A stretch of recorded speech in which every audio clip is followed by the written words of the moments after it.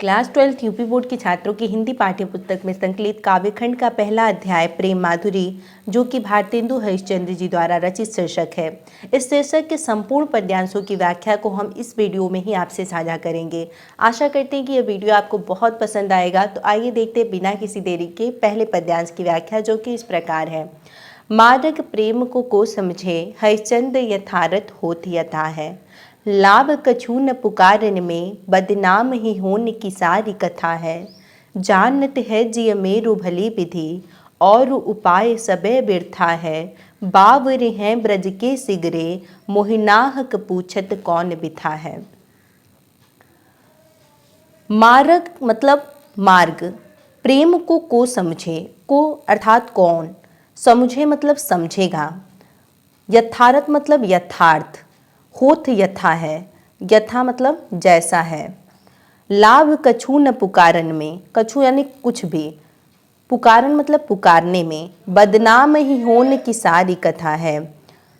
जानत है जिय मेरु भली विधि, जिय मतलब हृदय, मेरु भली विधि, और उपाय सबे व्यर्था है, व्यर्था मतलब व्यर्थ है, बेकार है। बावरे हैं ब्रज के सिगरे, ब्रज के सिगरे मतलब ब्रज के सभी लोग, बावरे मतलब पागल हैं। मोहि नाहक पूछत कौन बिथा है, नाहक मतलब अकारण ही यानी बिना वजह ही, पूछत कौन बिथा है, बिथा मतलब दुख या दर्द। पहले पद्यांश में यहाँ प्रेम की विशेषता का उल्लेख करती हुई एक गोपी अपने मन की खींच को अभिव्यक्त कर रही है। गोपी कहती है कि मार्ग प्रेम को समझे, कि प्रेम के मार्ग को भला संसार में कौन समझता है। हरिश्चंद्र यथार्थ होत यथा है, जैसा कि वह यथार्थ रूप में होता है, यथार्थ मतलब वास्तविक रूप में होता है। एक गोपी है जो कहती है कि प्रेम के मार्ग को भला संसार में कौन समझता है, जैसा कि वह अपने वास्तविक रूप में होता है। लाभ कछु न पुकारन में, बदनाम ही होने की सारी कथा है। कहते कि लाभ कछु न पुकारन में, बदनाम ही होने की सारी कथा है। इसकी संपूर्ण कहानी तो बदनाम होने की ही है। लाभ कछु न पुकारन में, अतः इस विषय में पुकारने से भी कोई लाभ नहीं है। जानत है जिय मेरु भली विधि, जिय मतलब हृदय, यानी मेरा जो अंतःकरण है, यानी जो मेरा हृदय वो भली प्रकार से जानता है कि और उपाय सभे बिरता है, कि इस बदनामी से बचने का कोई उपाय ही नहीं है। यही बदनामी क्या है, सबे बिरथा है, सब दुख का कारण है। बावरी हैं ब्रज के सिगरे, मोहिनाहक पूछत कौन बिथा है। लगता है कि ब्रज के सभी लोग, बावरे मतलब पागल हो गए हैं, जो जानते हुए भी, सब कुछ जानते हैं फिर भी, मोहि नाहक पूछत कौन बिथा है, फिर भी अकारण हमसे पूछते हैं कि बताओ तुम्हें कौन सा दुख है। अगला पद्यांश जो कि इस प्रकार है। रोक ही जो तो अमंगल होई, प्रेम नसे जो कह पिय जाई। जो कहे जाहु न तो प्रभुता, जो कछु न कहे तो स्नेह न साई। जो हरिश्चंद्र कहे तुमरे बिनु जी है न, तो यह क्यों पतियाई। तासु पयान समय तुमरे, हम का कहें आपे हमें समझाई।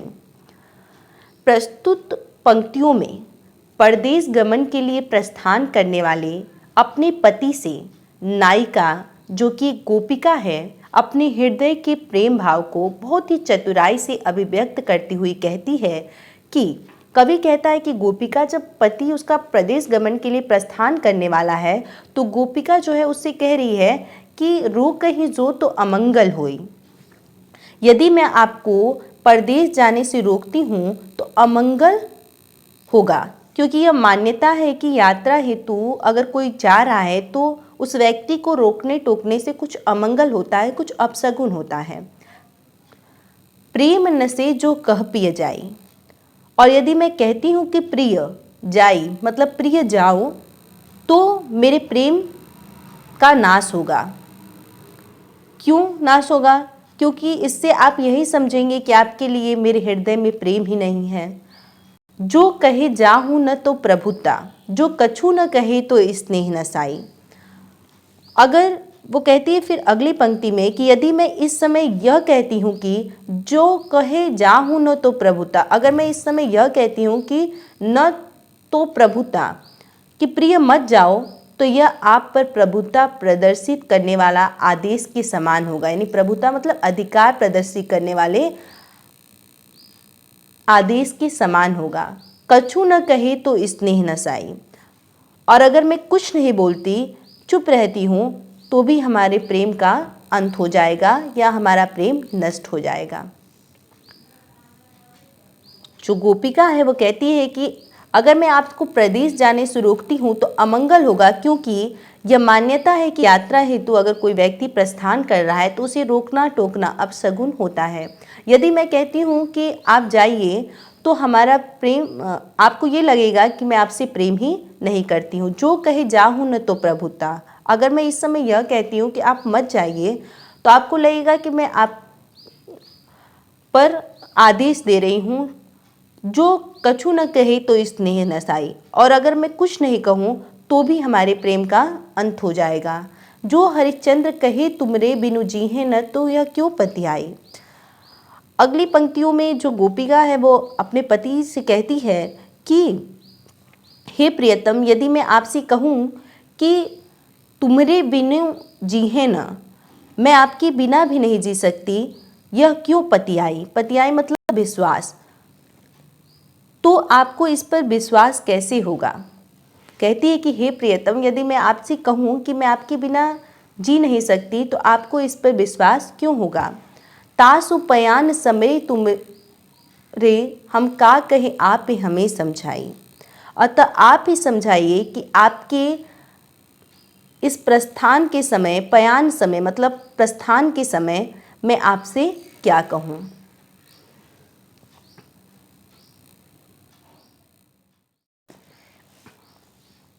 अगला पद्यांश जो कि इस प्रकार है। आजू लौजो ना मिले तो कहा हम तो तुमरे सब भांति कहावे।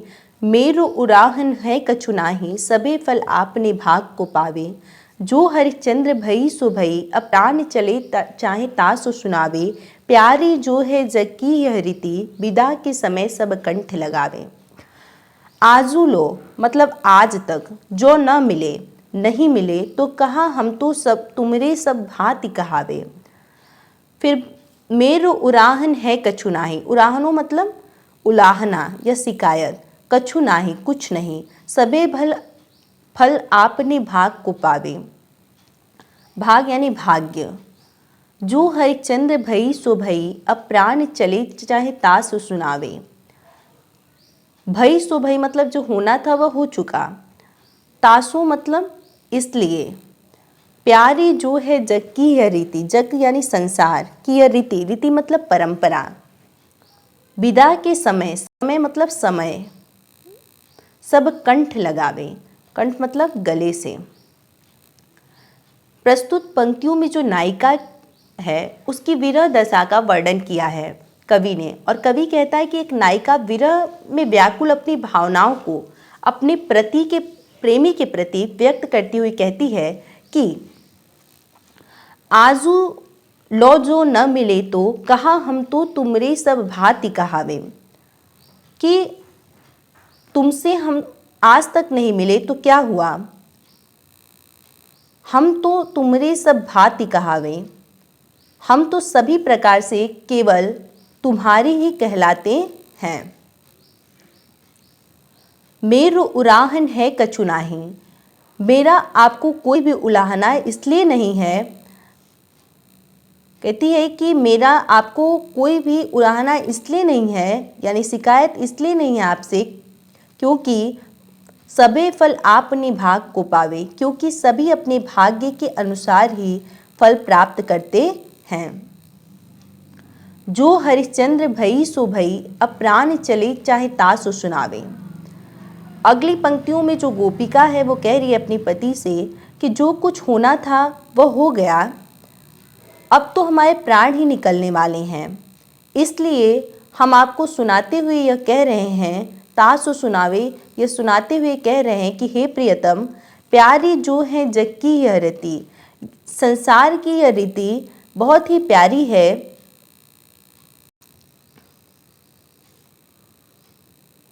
विदा के समय सब कंठ लगावे, कि अंतिम विदाई के समय सभी अपने गले से लगाया करते हैं। अंतिम विदाई यानी कि कहने का तात्पर्य है कि आप जीवन भर हमसे नहीं मिले तो न सही, परंतु अब तो मैं आपसे सदैव के लिए दूर हो रही हूँ, इसलिए अब तो आप मुझे एक बार अपने गले से लगा लीजिए। अगली काव्य पंक्तियाँ जो कि इस प्रकार हैं। व्यापक ब्रह्मा सबे तल पूरन है हमहू पहचानती हैं, पै बिना नंदलाल बिहाल सदा है चंद न ज्ञान नहीं ठानती है, तुम ऊधो यह कहियो उनसे हम और कछु नहीं जानती हैं, पिय प्यार तिहारे निहारे बिना अखिया दुखिया नहीं मानती हैं। व्यापक ब्रह्मा सभे थल पूरन है हमहू पहचानती हैं। प्रस्तुत काव्य पंक्तियों में जो उद्धव गोपियों के पास जब योग का संदेश लेकर गए, किंतु गोपियां जो हैं श्री कृष्ण के अनन्य प्रेम में रंगी हुई थीं, तो उन्होंने उद्धव से कहा कि आप हमारा यह संदेश श्री कृष्ण को जाकर सुना देना।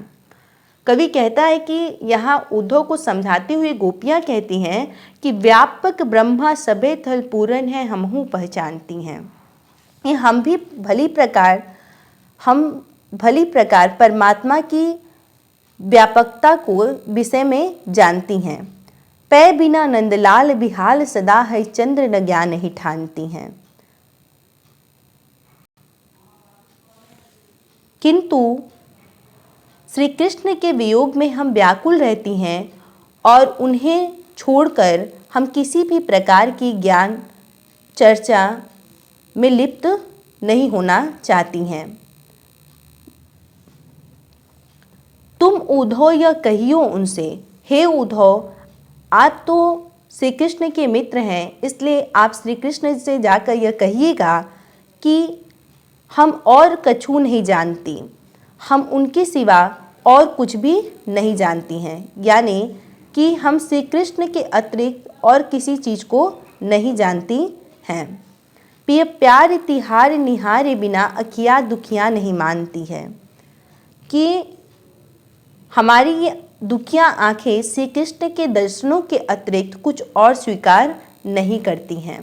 कहती हैं गोपियाँ, एक बार पुनः आप इसका अर्थ देखेंगे, जो गोपियाँ हैं उनके बारे में कवि कहता है कि गोपियाँ जो हैं वो उद्धव को समझाते हुए कहती हैं कि हम भली प्रकार से ब्रह्मा के व्यापक स्वरूप को पहचानती हैं।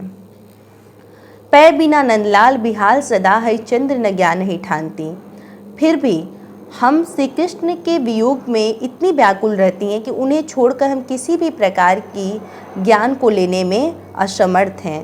हे उद्धव, आप जाकर उनसे यह कहिएगा कि गोपियाँ आपके सिवा कुछ भी नहीं जानती हैं और पिय प्यार तिहारे निहारे बिना अखिया दुखिया नहीं मानती, और हमारी ये दुखियाँ आँखें हैं वो श्री कृष्ण के दर्शनों के अतिरिक्त कुछ और नहीं स्वीकार करती हैं। आज के लिए बस इतना ही। फिर से हम जुड़ेंगे यमुना छवि शीर्षक की संपूर्ण व्याख्या को लेकर। तब तक के लिए धन्यवाद। जय हिंद। महादेव। घर रहें सुरक्षित।